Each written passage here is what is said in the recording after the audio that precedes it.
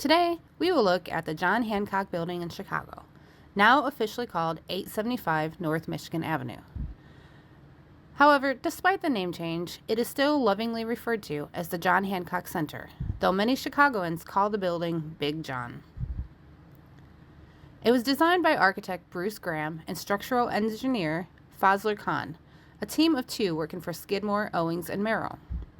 This pair of masterminds also designed the Willis Tower, which was formerly named the Sears Tower, Chicago's tallest building. Skidmore, Owings, and Merrill, more commonly known as SOM, is one of the top architecture firms in the world, creating some of the largest skyscrapers. These include One World Trade Center in New York and Burj Khalifa in Dubai. The John Hancock Center has structural expressionist style. Built between 1965 and 1969, it is the world's very first skyscraper to combine offices, stores, and residences. The building bolts upwards from North Michigan Avenue, just 2 blocks from Lake Michigan.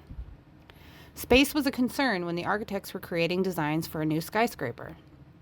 Originally planning to construct 2 buildings, the idea was altered to accommodate the future residents. It would become one tower of 100 stories. Offices, shops, and restaurants would occupy the lower levels, while condominiums would inhabit the upper levels. Built this way, residents would not be pained by hearing city noise. The structure is solidly built with steel frames and diagonal corner columns. The windows are made from bronze glass. The design uses a tubular system, which is described by Architectural Magazine as a design which keeps the building solid and upright, withstanding strong winds as well as earthquakes. It's held together with the help of massive trusses on each of its 4 sides and an X-bracing system that reduces the need for columns that support the structure, increasing the amount of floor space. In fact, the obelisk shape of the building itself was designed to allow larger room for office spaces at the bottom and smaller living areas for residents higher up. The building is 1,127 feet high, 1,506 when you take into account the height of the 2 identical antennas.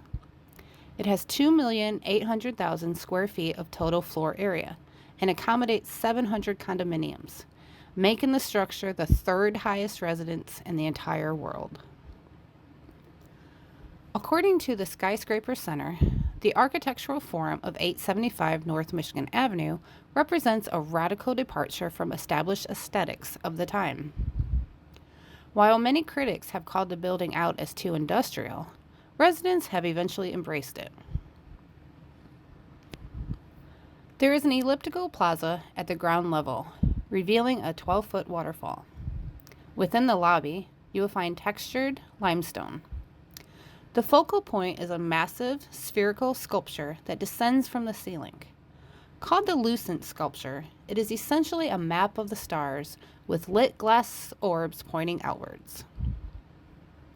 At the top of the structure is an open-air skywalk made with steel casing that was improved by NASA for durability. And the skywalk gives views of Chicago and the lake from every angle. Visitors can face their nerves by leaning over the city with a glass tilt feature in this observatory.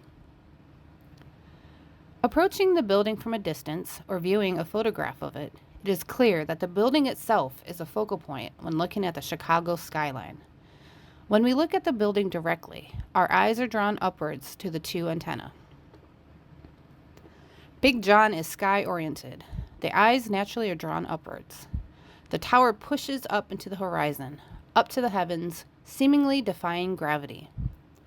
Instead of becoming an imposing heap of blocks like other skyscrapers, the Hancock is an original and creative piece of abstract art along the skyline, boldly announcing its presence as you drive toward the city.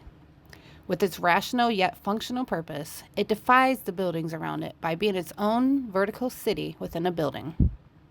One can live, work, shop for groceries and leisure, dine, and even do laps in the 44th floor swimming pool without ever leaving the tower.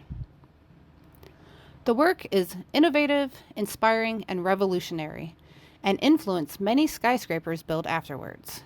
A modern cultural icon, the John Hancock Center was built to stand the test of time.